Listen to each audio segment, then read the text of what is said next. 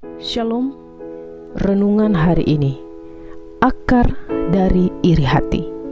Bacaan Alkitab terambil di dalam Yakobus pasal 4 ayat 1-2. Beginilah firman Tuhan. Dari manakah datangnya sengketa dan pertengkaran di antara kamu?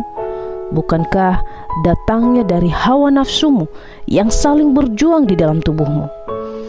Kamu mengingini sesuatu, tetapi kamu tidak memperolehnya, lalu kamu membunuh. Kamu iri hati, tetapi kamu tidak mencapai tujuanmu. Lalu kamu bertengkar dan kamu berkelahi.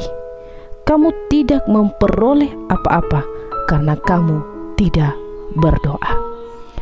Di dalam realita kehidupan yang kita jalani saat ini, percaya atau tidak, sesungguhnya kehidupan yang kita jalani saat ini merupakan suatu kompetisi atau pertandingan, di mana semua orang berlomba-lomba untuk menjadi yang terbaik, untuk menjadi juara, untuk menjadi yang utama. Tetapi kadangkala di dalam mencapai hal tersebut ternyata tidak mudah. Sehingga ketika seseorang merasa dirinya kurang, ia menjadi iri hati terhadap orang-orang yang bisa lebih berhasil dari dirinya. Sikap iri hati kerap kali tersembunyi, dan bahkan tidak sedikit orang tidak mengetahui bahwa kita atau orang lain iri.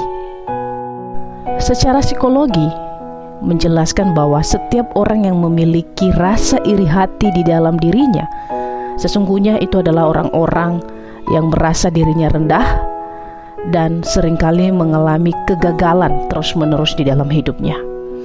Tetapi Yakobus menunjukkan bahwa dosa iri hati merupakan sesuatu hal yang sangat serius dipandang oleh Tuhan.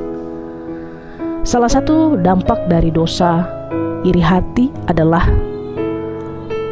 bukan hanya ia membenci orang lain, tetapi pada akhirnya ketika dosa iri hati itu dikuasai dan diri kita sudah benar-benar ternodai oleh iri hati, maka yang terjadi adalah kita melakukan persahabatan dengan dunia dan mengadakan permusuhan dengan Allah. Artinya apa?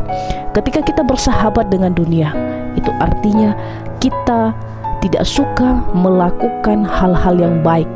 Kita tidak suka melakukan hal-hal yang menyenangkan hati Tuhan, tetapi kita justru lebih suka melakukan pembunuhan.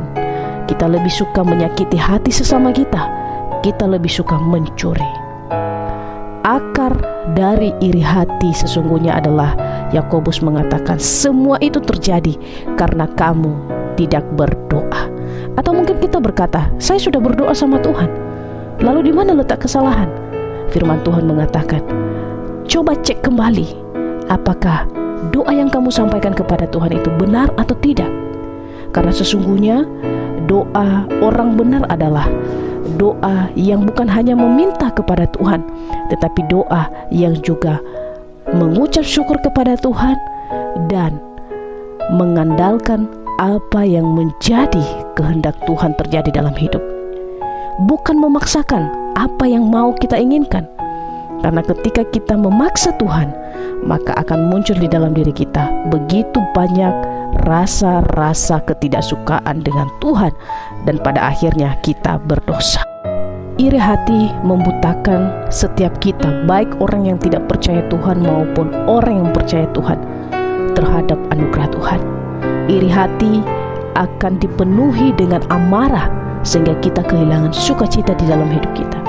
Iri hati menimbulkan perasaan tidak senang melihat orang lain berhasil, tidak senang melihat orang lain bahagia, sehingga ketika kita melihat orang-orang yang lebih baik dari kita, kita menginginkan mereka celaka, kita menginginkan mereka jatuh, sehingga akhirnya kita bergosip, kita curiga, kita berpikir hal yang buruk tentang dia.